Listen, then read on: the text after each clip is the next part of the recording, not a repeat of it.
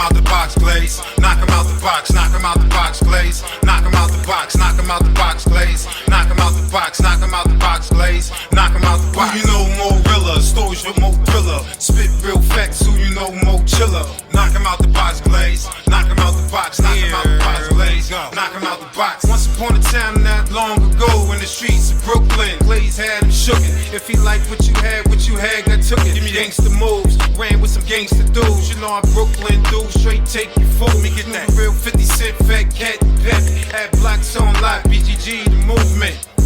Here to make improvements. Knock him out the box, Glaze. Knock him out the box, knock him out the box, Glaze. Knock him. Hey, good day, everybody. Thank you for joining me. Just in case you're joining me for the very first time, I'm the real Brian Glaze Gibbs. Make sure you smash that like button, subscribe, share, support.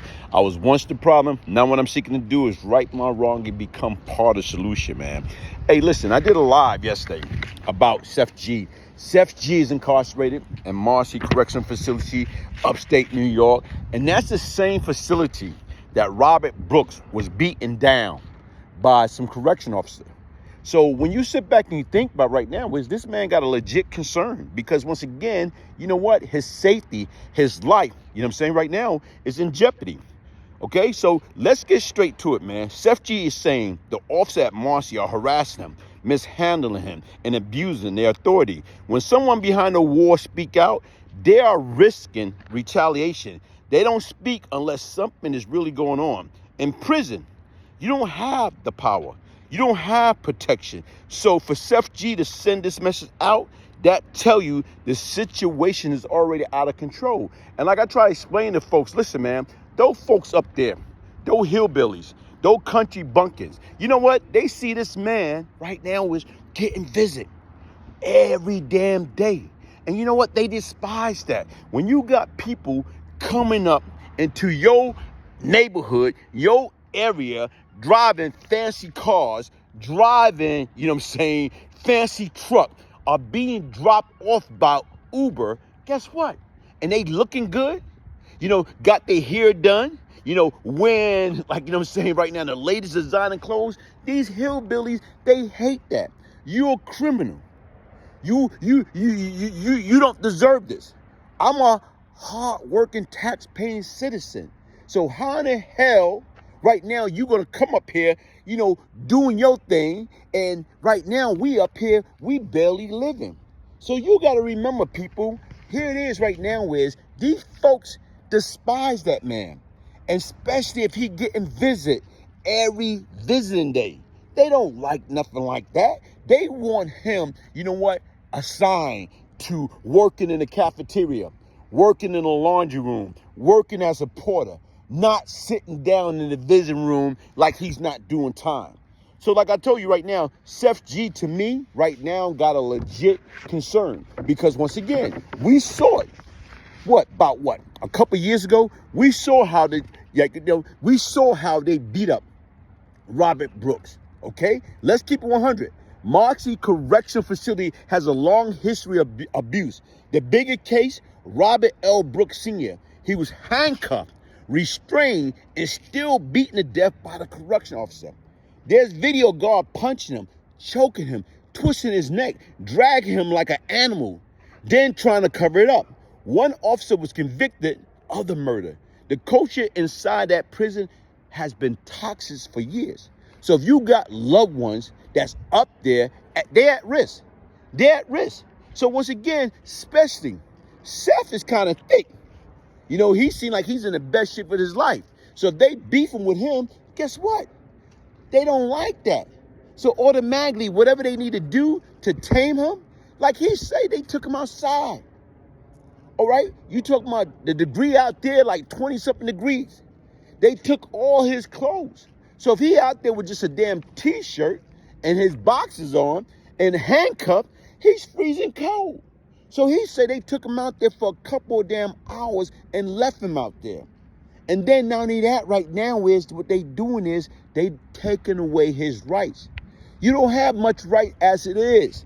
But once again, they treating him less than a human being. So to me, that calls for some major concern. This ain't about a rapper. It's about human rights. It's about accountability. It's about a system where officers act like judge, juries, and executioner inside the war. We already lost Robert Brooke. If nobody hears Sheff G message, we might be looking at another tragedy. So right now is, guess what? Whether you like drill, rap music or not, we got to take action. Because once again, if we don't take action, guess what? He can be another statistic. For what? So once again, like I said right now is, if there's ever a time for people to come together, and right now is, don't let our voice be heard after they beat this man to death or this torture this man to death.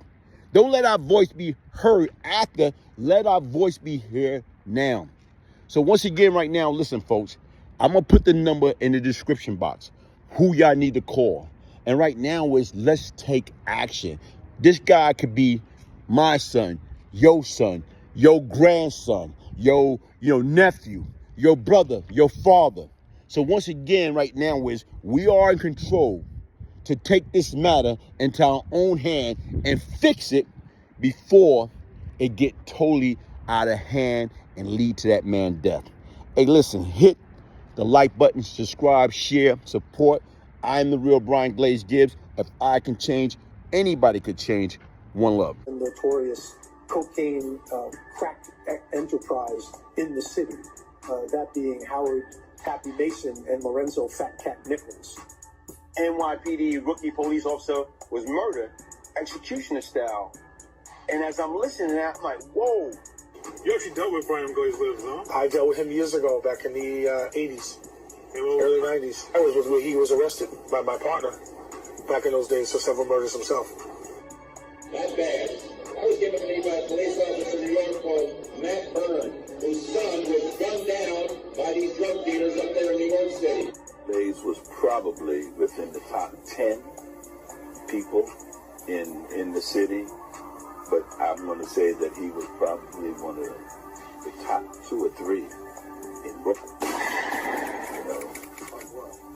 Drug dealers, and controlled the drug organization. And you know what I did? When I got the phone, I told my man, the next time we see him, he's out of here. Yeah. Less than 12 hours, that nigga was dead. Yeah, Is the second person you murdered? No.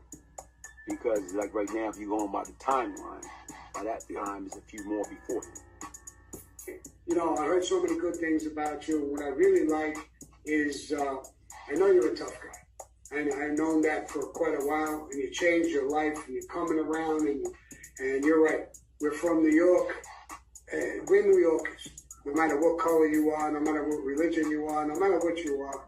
You know, we're New Yorkers. Well, he was a drug kingpin himself. He was a drug lord himself back in those days, and he operated out of Brooklyn and East New York, and he committed a lot of violent acts himself. So, if anybody knows the streets, I mean, he knows the streets.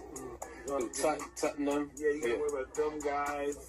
But we only have to worry about those guys in Vanderveer and stuff. You know, we all knew Glaze and Tottenham, all those guys. Yeah. I know Glaze, Supreme Team. What up, Glaze? You know what I'm saying? Inside the mind of the killer, the brain.